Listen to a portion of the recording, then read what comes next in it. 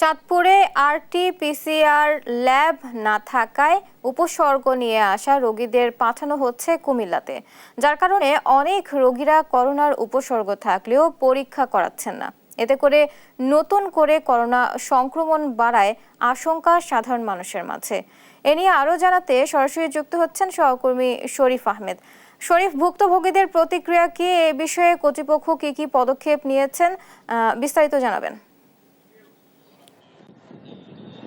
আপনি যেমনটি জানতে চেয়েছেন যে ভুক্তভোগীদের প্রতিক্রিয়া কি, আমি সকাল থেকে দেখেছি অনেকেই কিন্তু করোনার উপসর্গ নিয়ে হাসপাতালে আসছেন এবং এখানে যারা আসছেন এখানে আরটিপিসিআর ল্যাব না থাকায় কিন্তু তাদেরকে কুমিল্লায় রেফার করা হয়েছে। তারা কিন্তু ভোগান্তিতে পড়ছেন। তারা বলছেন যে এই হাসপাতালে অর্থাৎ চাঁদপুরে যে আরটিপিসিআর ল্যাব কিন্তু না থাকায় কিন্তু তারা ভোগান্তিতে পড়ছেন এবং অনেকেই কিন্তু কুমিল্লায় না গিয়ে তারা বাড়ি ফিরে যাচ্ছেন। এতে করে করোনার সংক্রমণ বাড়ার কিন্তু আশঙ্কা দেখা দিয়েছে। সাধারণ মানুষ দাবি করছেন যেন দ্রুত সময়ের মধ্যে আবারও চাঁদপুরে আরটিপিসিআর ল্যাব দ্বারা করোনা পরীক্ষা করানো হয়। আমি এর পাশাপাশি এই বিষয়ে কথা বলেছি চাঁদপুর সদর হাসপাতালের যিনি তত্ত্বাবধায়ক রয়েছেন ডক্টর এ.কে.এম.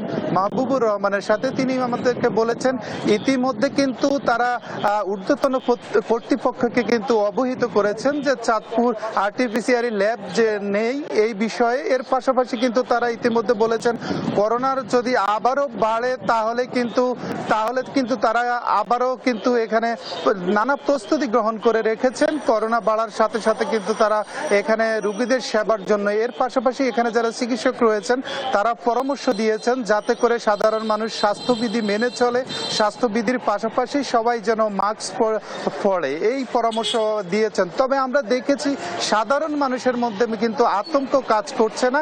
তারা স্বাভাবিক জীবনযাপন করছেন, তারা স্বাভাবিকভাবে হাঁটাচলা করছেন। আমরা লঞ্চ টার্মিনাল এবং বাস স্ট্যান্ডে আমরা দেখেছি যে মানুষ যেখানে হাঁটাচলা করেন, যেখানে মানুষের সমাগম ঘটে, মানুষ কিন্তু স্বাভাবিকভাবে চলাফেরা করছেন। তো এতে কিন্তু করোনা প্রাদুর্ভাব বাড়ার কিন্তু একটা সংখ্যা থেকে যায়।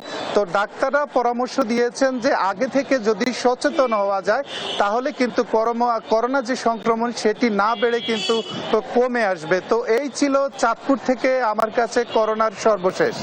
শরীফ, আপনাকে ধন্যবাদ। দর্শক, এতক্ষণ সরাসরি যুক্ত ছিলাম সহকর্মী শরীফের সাথে।